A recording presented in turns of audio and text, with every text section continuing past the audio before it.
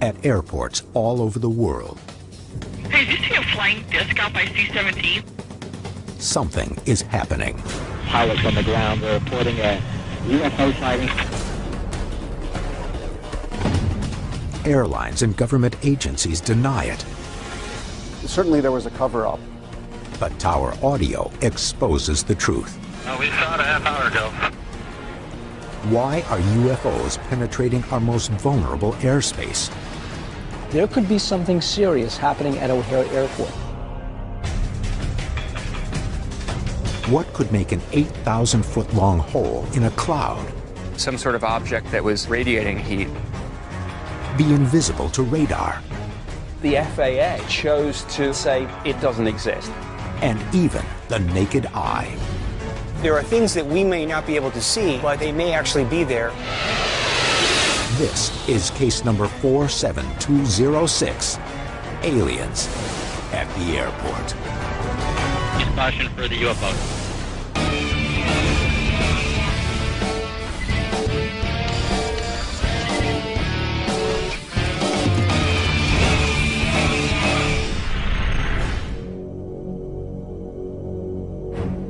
November 7th, 2006, 4:15 p.m.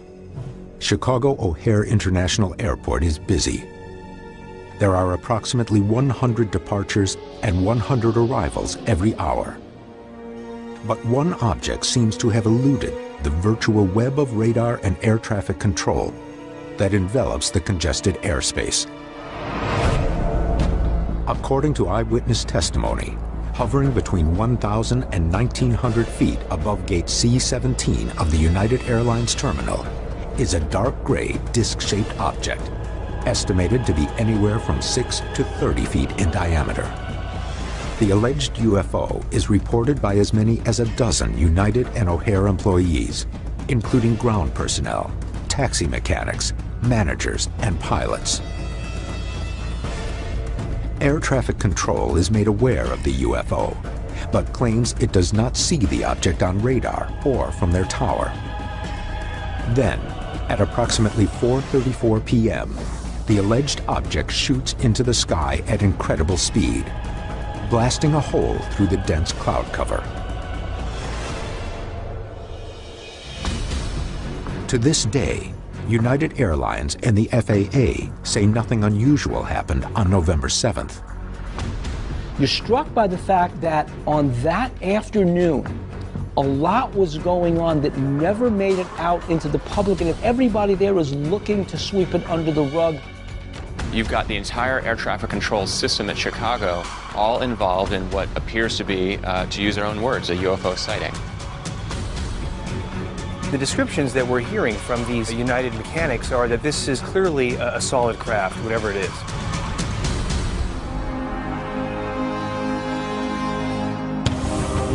On the ground in Chicago, Pat Uskert will uncover the details behind the sighting and how the story first broke. We have to consider the possibility that there really was something hovering over this airport. Dr. Ted Ackworth will fly a mission to see how a flying disc or anything else could evade radar over one of the busiest airports in the world. I don't know of any way for any conventional aircraft to get into that airspace without actually being detected. And Bill Burns will examine the safety implications of this event. Sometimes people get so nervous about something that literally they become dismissive. There could be something serious happening at O'Hare Airport.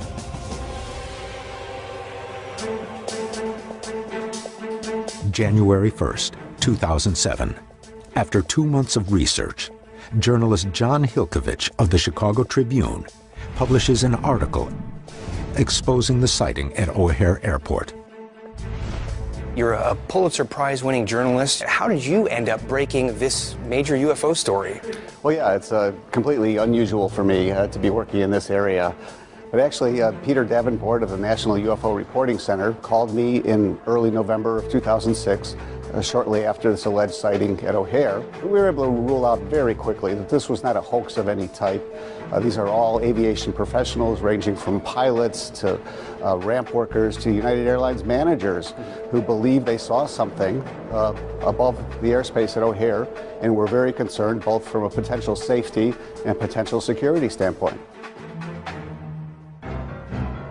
John's research reveals that at some point after 4 p.m., a United ramp worker at gate C-17 looks up and reports seeing a dark gray disk, which is later estimated to be approximately 22 feet in diameter, hovering between 1,000 and 1,900 feet above the gate.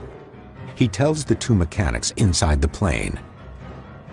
A United Airlines manager hears the account over his company radio, walks outside of his office, and he too supposedly sees the disc-shaped object.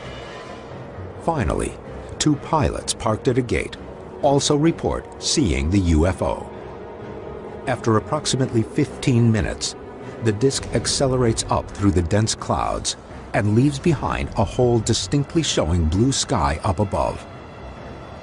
But because the object does not appear on radar and cannot be seen from the control tower, the FAA refuses to investigate. At first tried to laugh it off, and then just followed up with, well, our theory, and emphasizing theory, was this was some kind of weather phenomenon, but there was no investigation of any type. Despite the witnesses' years of experience, the FAA proposes that the UFO is nothing more than a trick of light on the low cloud cover.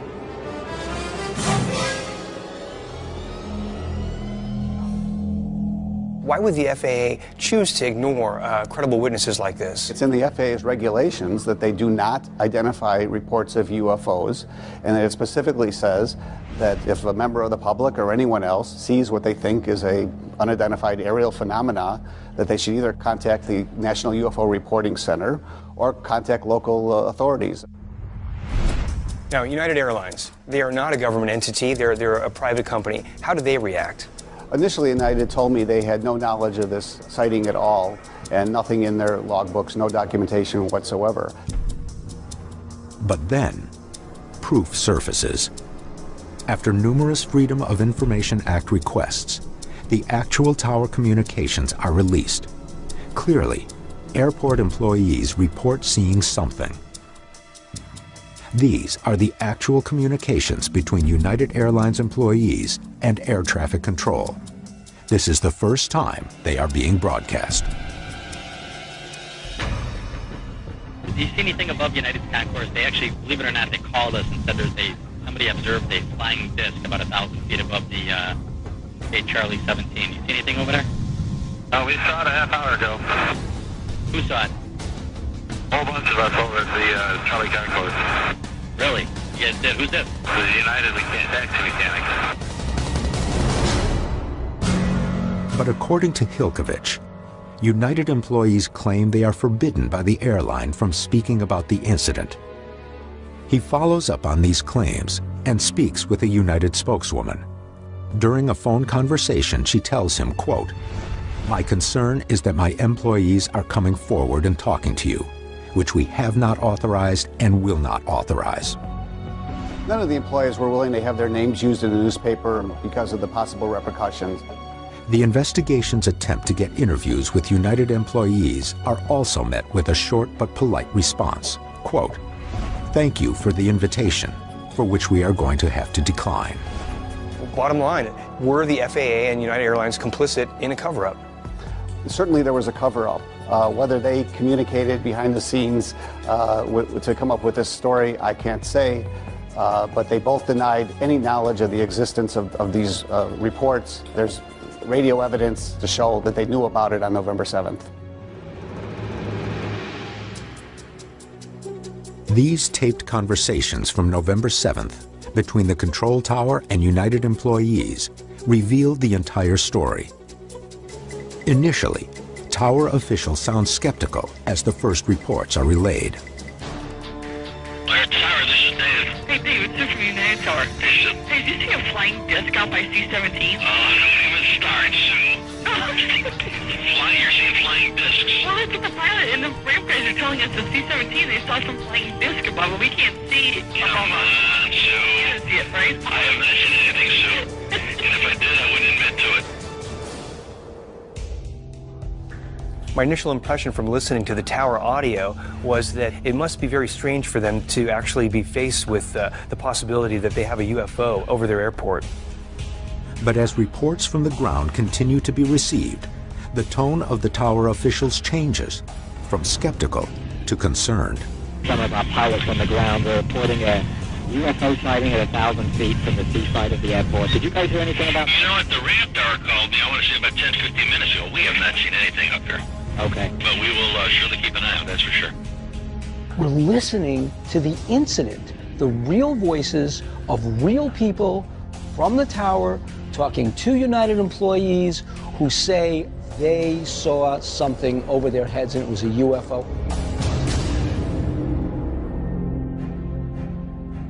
While the tower grapples with unconfirmed reports, several eyewitnesses finally step forward.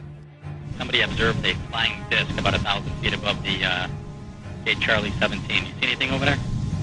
We saw it a half hour ago. Who saw it? A whole bunch of us over at the Charlie Concourse.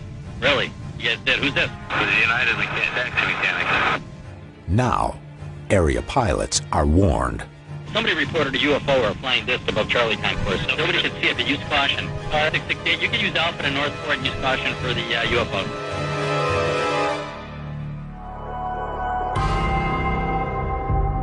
The O'Hare incident is not the first UFO sighting near an airport. 1978, at McCarran International Airport in Las Vegas, both pedestrians and a pilot see a disc-shaped UFO with glowing white lights. And 1997, over JFK Airport in New York, a Swissair 747 barely misses a glowing white cylindrical object traveling at a high rate of speed. One organization that did do a thorough investigation of the November 7th sighting is NARCAP, the National Aviation Reporting Center on Anomalous Phenomena. As an organization, NARCAP deals exclusively with pilots and air traffic controllers who report UAPs or unidentified aerial phenomena.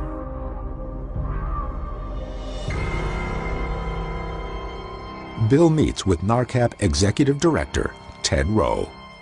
Why did you get involved in the Chicago O'Hare case? The Chicago O'Hare case involved an unidentified aerial phenomena that intruded into Class B restricted airspace over the C terminal at O'Hare and very clearly represented an aviation safety hazard. Class B airspace extends to 10,000 feet above America's busiest airports. These areas are thoroughly monitored by air traffic control, and all aircraft must obtain clearance before entering. Unidentified aircraft pose a significant problem. There is no contingency in place for pilots, air controllers, or radar operators when it comes to dealing with unidentifieds. You're saying that UAPs represent a threat to air traffic safety, especially in the case of O'Hare. NARCAP investigators write an exhaustive 155-page report on the incident. They conclude, quote, an official government inquiry should be carried out. Had this phenomenon moved into lanes of oncoming air traffic, it could have resulted in catastrophe. How could an object make its way undetected through one of the most monitored and controlled airspaces in the world? Ted is about to take a flight into O'Hare to see just how secure this airspace is. Could some sort of craft penetrate Chicago O'Hare airspace? While a video reveals how close these encounters can really become. The team is in Chicago, Illinois, investigating the report of a disc-shaped UFO that was seen by United Airlines personnel on November 7, 2006 at O'Hare International Airport. Illinois has been a magnet for reported UFO activity in recent years, Previous investigations have examined the mass sighting of a huge triangular formation of lights over the nearby suburb of Tinley Park in 2004, and the intense pursuit of another triangular craft in southern Illinois by 5 different police departments in 2000. Now, the UFO sightings have come to the state's largest city and one of the busiest airports in the world. The strange object seen at O'Hare allegedly hovered over gate C-17 in the United Concourse for about 15 minutes before reportedly rising rapidly into the cloud cover, leaving a round hole in its wake. But how could this object have entered this highly controlled area in the first place? The skies above Chicago O'Hare are some of the most closely monitored in the world. Ted is about to stage a flight to see how even a small plane must go through intense scrutiny in approaching this airport. The purpose of the flight is really to put to the test whether or not some sort of craft could penetrate Chicago O'Hare airspace without going through these various levels of air traffic control and radar coverage. Controlled airspace around the world is organized as imaginary cylinders that fit around airports. The cylinders get narrower as aircraft descend to lower altitudes and make their approach. If mapped out, they look like an upside-down wedding cake. At each successive layer of the wedding cake, the degree of communication with the control tower and the demands on the pilot increase. Scott Schweider, a local flight instructor, will help Ted navigate his way into O'Hare. Now getting in there isn't going to be easy. Right. They're going to have to move a lot of traffic for us. It'll be busy.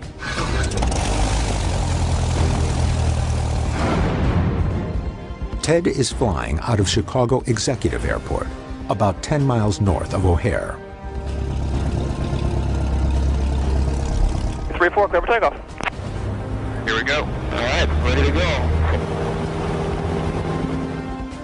After receiving clearance from Chicago Executive's tower, Ted ascends to 3,000 feet at the bottom of the 3rd tier. As he nears O'Hare, he is contacted by Chicago Approach Control before descending to 2,000 feet and the 2nd layer. In this layer, he is being constantly watched by tower personnel and by radar. He receives 2 more contacts before reaching the lowest tier, where he is finally handed off to Chicago O'Hare's tower. Somewhere around maybe 5 or 10 nautical miles, we switch over to the tower control. Change to 126.9 now. Monitor that frequency. It's a very smooth handoff to the air traffic controllers, and they see us on the radar, they see our altitude and our identification. Now that he has descended through each controlled layer, Ted is cleared to land. We've cleared the runway, which means we finish our rollout and turn to the left or the right to get onto a taxiway. But even here, Ted is tracked and given instructions by another controller. 414, turn right heading 070. Ground control is in the control tower, and they have a visual view of all the ground area of the airport, and they're managing the ground-based traffic. With such a complicated system, including multiple air traffic controllers, restricted zones, and ground control, how could any object navigate over this airport without being tracked by numerous officials? I don't think there's any way that a conventional aircraft could get into Chicago, or really any fully controlled airspace, without being detected. With no ground workers or pilots willing to go on record, other corroborating witnesses are key to confirming the O'Hare sighting. And Sam Moranto, director of the Illinois Mutual UFO Network, has one. What we really want is an eyewitness who's totally independent of the FAA and United Airlines. Well, Pat, I think we have the witness. Sam's witness claims to have been in a car driving to O'Hare when she notices something in the sky. She was coming down Mannheim Road where she had noticed the object over gate C-17 and went off into the international area, parked as soon as possible, got out with her and her friend, and observed the object for some length of time with groups of people in and about the area. The witness, known only as Ms. J.H., comes forward after Hilkovich's article in the Tribune. She requests anonymity, but consents to a taped phone interview with Sam. And for her protection, her voice has been altered. At the point when I first saw it, it was straight ahead of me, slightly to the left, and just sitting there. Didn't in any way look like a plane. It seemed very much to absorb and take on the colors of its surroundings. From her description, I'm gathering that this thing would have been very difficult to see. This description of a UFO appearing to blend with the atmosphere is similar to another aerial sighting reported over Paris in 1994. An Air France captain also sees a disc that he claims dematerializes in front of his eyes. Is this a second account of a UFO that is able to utilize a new form of stealth technology? But the object over Chicago's appearance is not its only unconventional capability. It went from just a dead zero to just God only knows what instant velocity. I mean, it just went, and people gasped, and a couple people totally squealed when it took off. The reactions are so strong, to squeal, to screech. Because you're thinking, what could do that? It was very obviously not cloud. It was very obviously a solid object. It didn't change shape in any way. It obviously wasn't a balloon that was subject to the wind. It didn't move with the wind. This wasn't some, case of lights that look a little unusual at night or anything like that. This was just a very blatant daytime sighting. This was explained away as a weather phenomenon. That was the official FAA explanation, but she says this is not a cloud. It was not drifting with the breeze. It's not a balloon. She says this is a very solid, structured craft. Without a doubt, this woman saw the exact same thing that the United personnel saw. She was essentially describing a strange disc-shaped craft that flew off and punched a hole through the clouds. So I believe they saw the same thing. With witnesses requesting anonymity, the investigation turns to an actual air traffic controller in the O'Hare Tower that day. Somebody observed a flying disc about 1,000 feet above Gate Charlie 17. And he is speaking out for the very first time on television. United Airlines employees saw some type of strange object.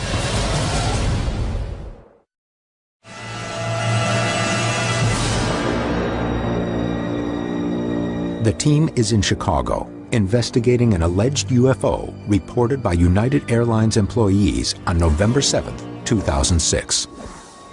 The FAA, citing a lack of radar or visual evidence, refuses to investigate.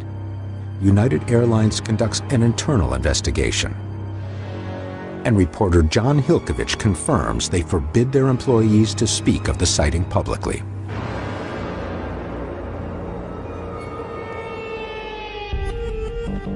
Having heard the tower tapes firsthand, Pat and Bill meet with Craig Burzik, an air traffic controller with 22 years experience, 18 of those years at O'Hare. Craig is handling ground control on November 7, 2006. He is speaking about this on television for the first time. On the tapes, it is Craig who asks if the other planes see the UFO reported over C-17. Gateway 5668. 5668, go ahead. Yeah, look out your window. Do you see anything above United's concourse? They actually, believe it or not, they called us and said somebody observed a flying disc. How did this incident start for you? The supervisor usually takes the phone call, which he did, and he put the phone down and just kind of yelled out to everybody that United Airlines was on the phone, and they were saying that some of their employees were claiming that they saw some type of strange object hovering above the United terminal. And so he basically asked everybody, that, does anybody see anything? Did anybody see anything before? Do we have any helicopters hovering around, that sort of thing? And the answer was no. Even though he does not see anything over the gate, Craig asks other planes about the alleged UFO. Somebody observed a flying disc about 1,000 feet above the Charlie 17. You see anything over there? I had a regional jet which was parked in a holding area on the opposite side of United's terminal. So I went out to that pilot and informed him that somebody had called and were claiming they saw something. Did you see anything? And his response was, no, we don't see anything, and we did not see anything. He had been there for about 20 minutes. But then Craig's communication with the regional jet is broken into by a United taxi mechanic who is moving a plane back to the terminal. We saw it a half hour ago. Who saw it? A whole bunch of us over at the Charlie Concourse. Really? You guys did? Who's this? The United taxi mechanic. So what happens when you get these two conflicting reports? How do you try to resolve them in your own mind? Had we saw something up there like they did, then obviously it would have been much different, but really we didn't see anything. There were no fewer than 15 people up in the tower cab at that time. Controllers, supervisors, traffic management people. We work in a building that's designed to see aircraft. I mean, that's what our job is. Our job description is safety. We have a clear view, 360 degrees, and the only blind spot I would say would be directly above the control tower. Yet according to the NARCAP report on the O'Hare incident, there is a flaw in the tower design. Based on NARCAP's calculations, an air traffic controller standing next to the console and facing gate C17 would have a vertical view of about 30 degrees arc before his vision would be blocked by the outsized overhanging roof and upper window frame. He could only see a maximum of 1,800 feet above ground level. The NARCAP report says that since this object was estimated to be at 1,900 feet, you would not have seen it from the tower. How to react to that? That's not true. The control tower is United's terminal lies directly in front of the control tower, and opposite of the terminal there are two of the main runways. And if it was hovering over United's terminal, we would have saw it. Yeah, I'm just curious, if you had seen something, what would you have done? We'll stop departures, we'll stop arrivals, we'll put airplanes in a hold. We just didn't see anything. There was nothing there to investigate, and there was no impact on the operation. In Craig's opinion, the sighting is caused by a weather phenomenon. I'm not saying they didn't see anything, but what they saw was likely some kind of reflection that was positional in nature. It was kind of dusk. We had wet pavement the entire day. You have airplanes all over, hundreds of airplanes with flashing lights. And United's terminal is all glass. There's a lot of reflection. I understand that Craig Verzik believes that nothing went on, but I also had the chance to talk with John Hilkovich, who was there on the ground talking to the eyewitnesses. These were very credible eyewitnesses. These were experienced people. They all gave accounts of something that was a clearly defined object. I don't know how to reconcile the two.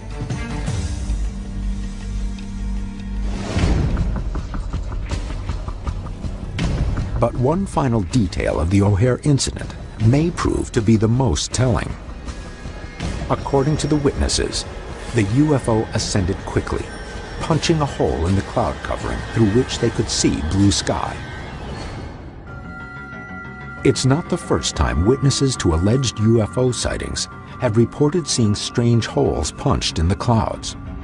In Newfoundland in 1947, in Warwickshire, England in 1977, and as recently as 2002 in Ventura, California. Ted meets with meteorologist William Puckett, one of the authors of the NARCAP report on the Chicago UFO. The witnesses who reported seeing this phenomenon up in the cloud formation, were they looking directly overhead or way out horizontally to the side? My understanding is that they were looking straight up. And right after the object had made its split-second ascent, they saw this hole in the cloud. They saw blue sky. Do you know from the meteorological history where the cloud tops were that day? We were able to determine that the tops of the clouds were at 10,000 feet. If the UFO enters the cloud cover at 1,900 feet and then blasts through them to 10,000 feet, the hole is about 8,000 feet long. So what you're saying is we've got this cylindrical hole that's basically 8,000 feet tall. What kind of energy would it take to convert that into clear air? That amount of evaporation in 1 or 2 seconds' time is an astronomical amount of energy. By some estimates, as much as 100 megawatts of power is needed to generate enough heat for creating a hole this large. In comparison, the engines of a 747, pushing their nearly 400,000-pound aircraft fast enough to break the speed of sound, would use only about 60 megawatts, roughly half the energy of whatever punched through the clouds over Chicago. There are really only a couple of ways you could introduce heat into a cloud column like that. One would be some sort of object that was radiating heat as it climbed. The other would be something much more lightning fast, an electromagnetic impulse that would heat the air column itself. And that's the only possibility I can think of that would be plausible, because the descriptions, again, say that it happens so quickly. Between the object's ability to evade radar, its ability to blend into the atmosphere, and its ability to punch an 8,000-foot hole through dense cloud cover, the craft clearly displays extraordinary characteristics. But the O'Hare incident is not the only account of an advanced UFO penetrating supposedly secure airspace.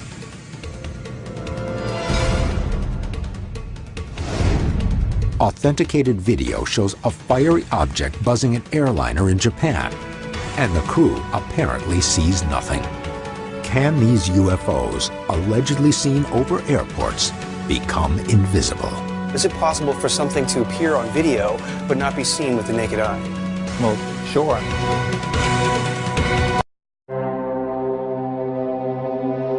An alleged UFO over Chicago O'Hare has raised concerns about airport security, but another case could prove even more unsettling. October 23, 2004, about 30 miles to the east of Itami International Airport in Osaka, Japan. Mr. Kyoshi Amamiya is videotaping airplanes when he spots something he can't quite comprehend.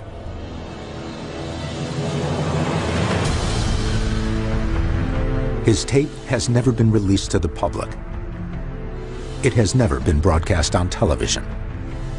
A fiery glowing object appears to be on a collision course with an approaching airliner. The light seems to pass dangerously close to the wing. The camera tracks the object as its shape transforms. At first, it appears as a solid hot bloom. Then a second heat source materializes.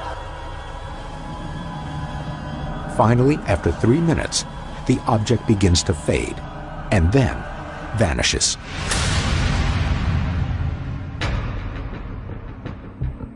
Although the object is clearly seen in the camera's viewfinder, when the cameraman looks for himself, he sees nothing. The object is invisible to the naked eye.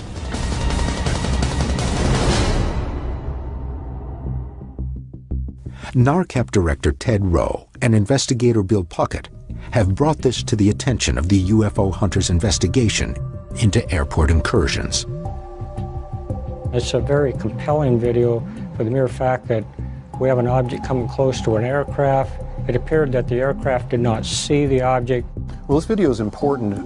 We suspect that it demonstrates that there are categories of unidentified aerial phenomena that can't be seen visually with the naked eye.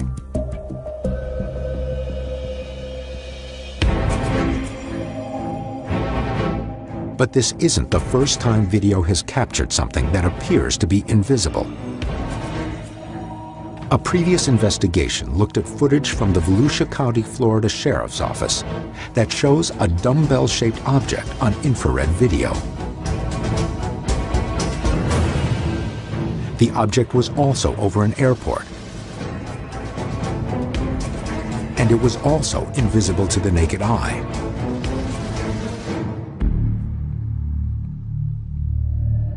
What kind of technology is capable of rendering a flying object invisible? And why is the camera able to see what we cannot? Pat meets with Ted and Dr. Peter Morse from the physics department of Santa Monica College to find out. I'm looking for scientific answers. Is it possible for something to appear on video but not be seen with the naked eye? Well, sure. I mean, visible light's part of the electromagnetic spectrum, and we just see a little piece of it, but there's all sorts of other parts of the electromagnetic spectrum. Gamma rays, X-rays, radio waves, and infrared. So, you know, our eyes don't see some parts of the spectrum. Maybe it was part of the spectrum we couldn't see. If you're using a video camera like this, this is not a perfect match to the human eye. So it actually captures information on either side of what we see with our eye. Ted believes one explanation why the object over Japan might be visible to the camera, but not the camera operator, is because it could have been emitting infrared light.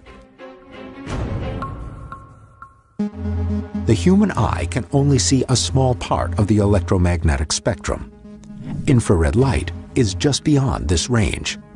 But some video cameras are more sensitive and can see more than the eye is capable of, including infrared light. This is our infrared flashlight, and has a light source in here that only emits infrared, so you won't be able to see it with the naked eye. So if you look down here, I'm shining this flashlight right onto the plastic. So this is on right now? Absolutely. I don't see anything. Look at the camera. I can see. Clearly holding. I can see that it's on. Flashlight. Infrared is used in many different technologies. The military uses infrared lasers to guide heat-seeking missiles towards and away from targets. And NASA uses it to transmit information across thousands of miles of space. What this suggests is that if the object in the Japanese video is emitting infrared light, it could be capable of projecting a form of communication or a form of weaponry, and either could be a significant hazard near an airport. There are things that we may not be able to see, but they may actually be there, meaning that there's a definite connection between this JAL 1521 video footage and the object seen over Chicago O'Hare. How are objects infiltrating secure airspace without being seen? Digital analysis of the Osaka video may finally provide an answer to the mystery surrounding these airport sightings. The speed would be beyond any aircraft that we have.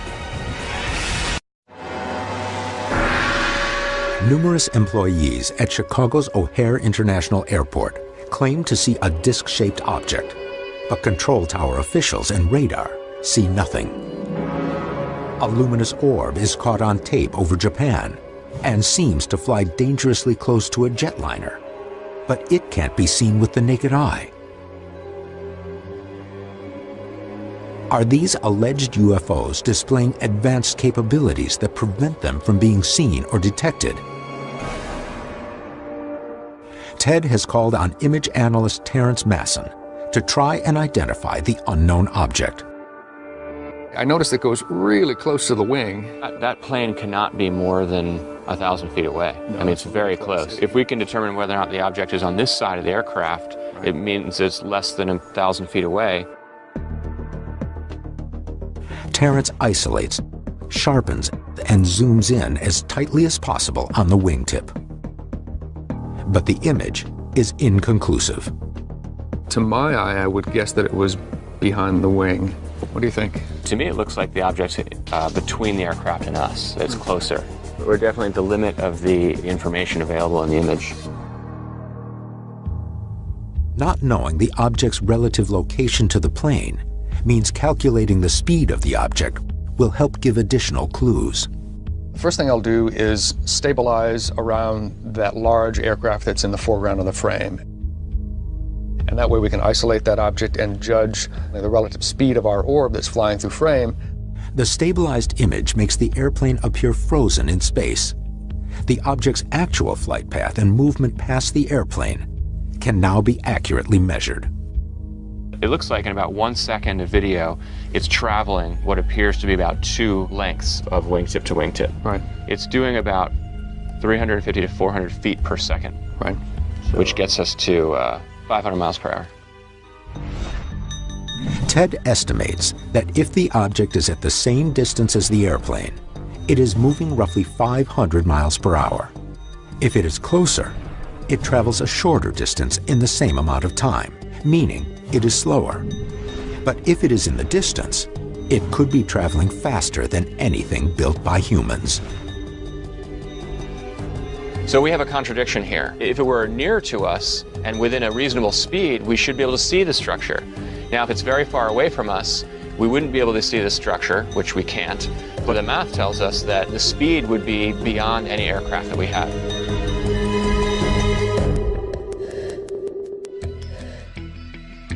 Terrence is also able to prove that the object is moving away from the camera. Clearly, it's disappearing in the distance. It's being affected by the atmospheric distortion, the haze. It's fading off. You see the color saturation goes down. That's all consistent with an object moving away in distance. This rules out military jets or helicopters because they would be closer and identifiable earlier in the video.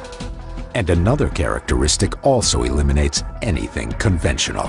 When the object should supposedly be extremely close to us, it looks like a single orb. When it's in the midfield, it does look like two distinct point sources of light very close together.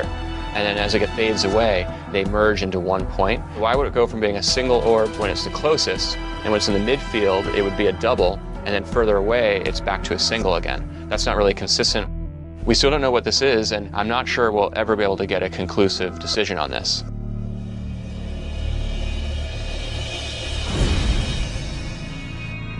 In both Chicago and Japan, the identity of these objects remains elusive. One evades radar and supposedly uses more power than a 747 to blow through 8,000 feet of cloud cover, while another remains invisible and could be traveling at speeds beyond any known aircraft. If technology like this cannot be identified in sensitive airspace, what are the repercussions? Bill meets with former British Ministry of Defense official Nick Pope, who was responsible for investigating and researching UFOs for the British government. It doesn't matter what UFOs are. It doesn't matter whether you're a skeptic or a believer. If you've got something unidentified operating in the controlled, restricted airspace, then it's an air safety issue. Alarmed by the FAA's refusal to investigate the incident at O'Hare, Pope writes an op-ed piece in the New York Times entitled "Unidentified Flying Threats" in July 2008. A healthy skepticism about extraterrestrial space travelers leads people to disregard UFO sightings without a moment's thought.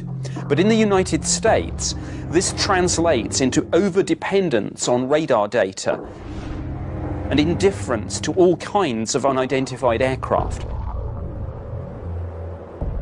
Whatever these objects are, because they're in commercial airspace, we have to take something seriously. If we're not interested in something, and unless it behaves like a conventional aircraft, it makes us vulnerable both to terrorism and to espionage.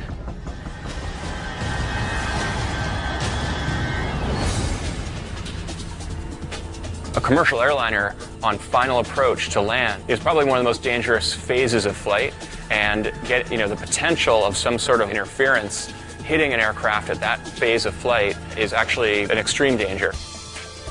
If pilots and ground crew, whose job it is to protect the safety of the aircraft, if they say they see something, their testimony should be taken as rock solid.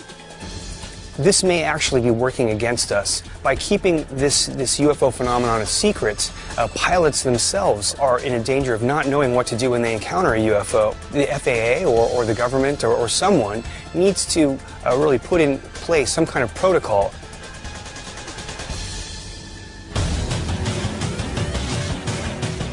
As the UFO phenomenon continues to be denied, technological capabilities seem to be escalating.